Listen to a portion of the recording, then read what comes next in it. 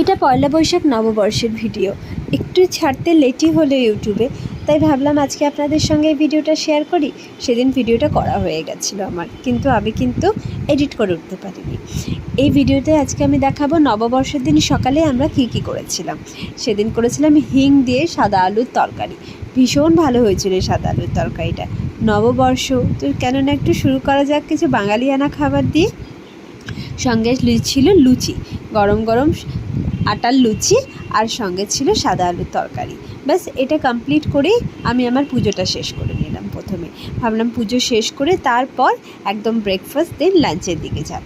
পুজোতে ভীষণ ভালো সেদিনকে মন দিয়ে খুব ভালো করে পুজো করেছিলাম, কারণ সেদিনকে আমার কোনো টানে ছিল না যে আমি রান্নার দিকে যাব। তাই আগে কিন্তু মন দিয়ে ভালো করে পুজোটা দিয়ে নিলাম।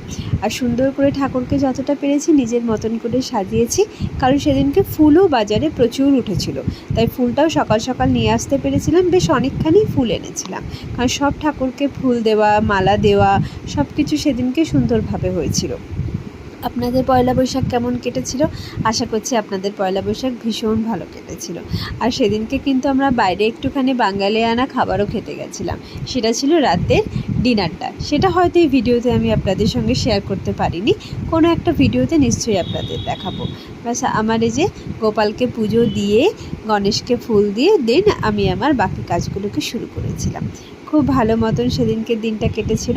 আর যেহেতু আমি একটু ফুল ভালোবাসি সাজাতে, তাই ডাইনিং আর লিভিং এরিয়াটাতে আমি একটু চেষ্টা করি কিছু না কিছু ফুল যাই পাবো সেটা দিয়ে একটুখানি হালকা করে নিজের মতন করে সাজিয়ে রাখা। ভালোবাসি সেটা সাজাতে। সব সময় হয়তো হয়ে ওঠে না, কিন্তু চেষ্টা করি যেন একটু অন্যরকম করে কিছু সাজানোর জন্য। দেন নিজের পুজোটা কমপ্লিট করলাম। ভালো করে পুজোটা শেষ করে তারপর লাঞ্চে গেছিলাম। লাঞ্চেও কিন্তু আমাদের পুরো বাঙালিয়ানা খাবারই কিন্তু সেদিনকে হয়েছিল। একদম শুরু থেকে ব্রেকফাস্ট থেকে রাতের ডিনার অবধি আমরা কিন্তু সেদিনকে টোটালি বাঙালিয়ানা সব খাবার খেয়েছি। ব্যাস এভাবে দিনটা শেষ